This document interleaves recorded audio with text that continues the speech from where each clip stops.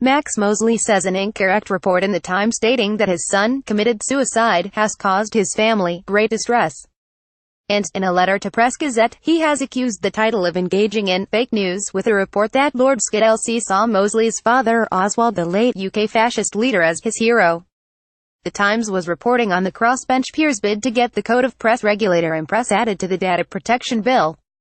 Royal Charterbacked Press Regulator and Press is entirely funded by Mosley's family charity. Alexander Mosley died of a drug overdose in 2009. Mosley said in his letter to Press Gazette, on the 3rd of November, the Times published a news story under the headline, "Mosley Friend Tries to Get Press Code Recognized." They had learned that a group of peers were moving amendments to the Data Protection Bill to prevent membership of IPSO providing exemptions under a new law.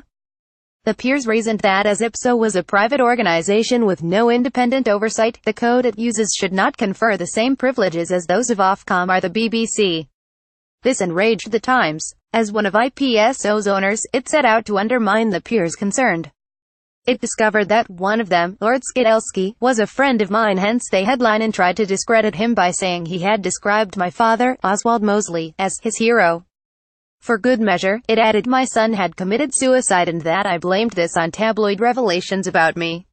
Neither claim was true. A few seconds on the internet shows that my son did not commit suicide, and nowhere in Skidelsy's 1975 biography or anywhere else did he ever describe my father as his hero. Both points are seriously damaging. The Lord Skidelsy claim calls into question his status as an eminent historian, while the Times must have known its suicide allegation would cause great distress to me and my immediate family. Mosley said he thought it was unlikely the Times had not checked its facts and said, more probably, the Times management decided to reinforce its support for IPSO with two falsehoods, a classic example of fake news. On the 8th of November, the Times had to admit that the story of my son's suicide was completely untrue, and 2 days later had to do the same with the Skidelsy allegation. Both apologies appeared in a small and obscure corrections column the Times keeps at the bottom of its letters page. The Times knows very well that a prominent news story under the headline, "Mosley Friend Tries to Get Press Code Recognized," will be widely read, while very few trouble to read corrections columns unless they themselves expect a correction. The overwhelming inference has to be that the falsehoods were deployed as part of a campaign to discredit anyone opposed to newspapers like the Times, marking their own homework, as Sir Brian Levison put it.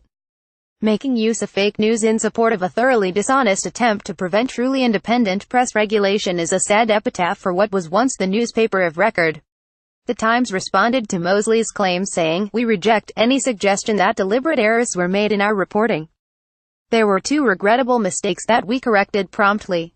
We ran corrections in our established column on the letters page, one of the best read and most important pages in the paper, and we apologized in both cases."